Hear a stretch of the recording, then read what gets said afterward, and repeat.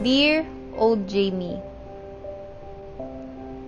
gusto ko lang sabihin sa'yo na sobrang proud ako sa'yo. Proud ako sa'yo kasi kinaya mo lahat yung mga laban na ikaw lang nakakaalam. Yung mga sakit na pinaramdam sa'yo, na pwede ka namang lumaban, pero mas pinili mong tumahimik na lang.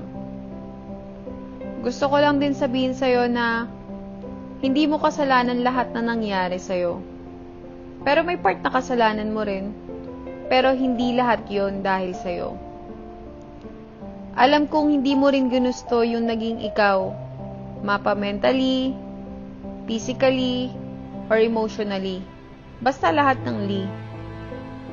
Lahat ng masasakit na bagay na nangyari sa'yo. Sinabi sa'yo, pinaramdam sa'yo, lahat yon tinanggap mo. Mga panahon na kini-question mo yung sarili mo, kung bakit ganyan mo na tingnan yung sarili mo.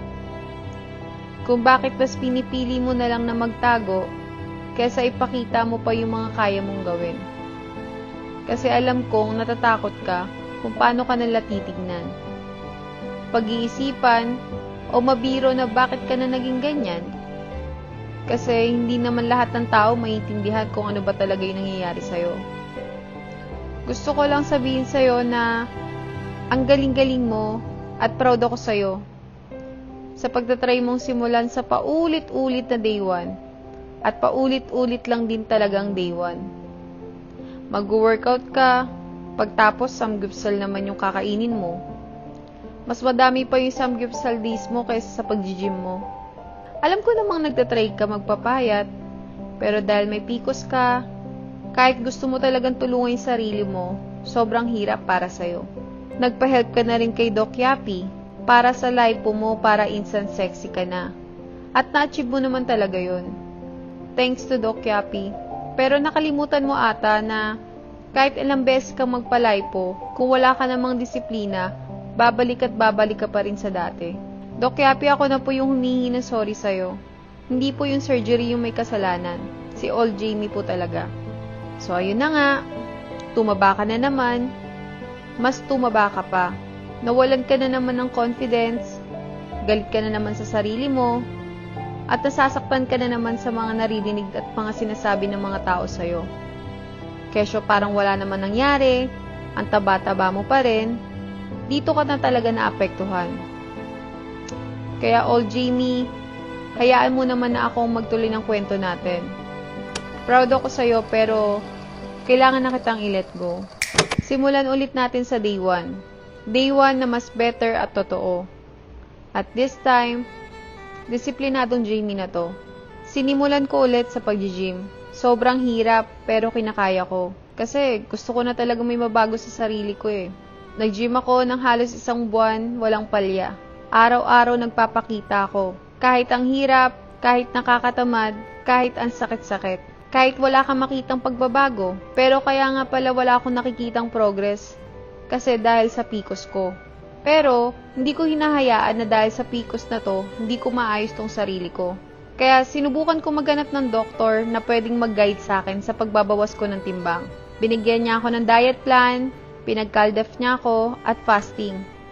And may help din ng mga meds para pang suppress ng mga cravings ko. Pinili kong mag-invest sa sarili ko. Hindi para pumayat, kundi para ding maging healthy para sa future. Sobrang hirap. Maraming iyak, pagtitiis, pagkontrol, init ng ulo. Pero kailangan kayanin ko kasi para sa akin to. Kasi ayoko na din bumalik sa dating ako. Pinush ko yung pagdadiet. Sinamahan ko ng pag-workout. Kahit mahirap tong journey na to, may isang bagay lang din na pinagpapasalamat ko. Dahil sa journey na to, mas napalapit kami ng partner ko. Sinabayan niya ako sa laban na to. Hindi siya nagpa-doktor tulad ko, pero sinabayan niya ako sa pagkain ng tama, pag-workout, at isa to sa naging bonding namin sa araw-araw. Kaya sobrang thankful din ako kasi mas natuto kaming maging healthier together. Kaya shoutout sa asawa ko. One day yung kwento niya naman ang ikwento niya sa inyo. Hindi ko namamalayan, unti-unti ko na nakikita yung progress ko. Yung mga damit na nakatambak lang sa damitan ko na hindi ko nilelet ko, dahil alam ko one day masusuot ko rin. Ngayon, kasya na siya sa akin. Pag titingin ako sa salamin, mas na-appreciate ko na yung sarili ko. Nakikita ko na siyang nakangiti. Masaya at mas confident na ngayon. Kaya ko nang ipakita kung ano ako at napatunayan kung kaya ko. Kaya, goodbye to the old me and hello to the new me.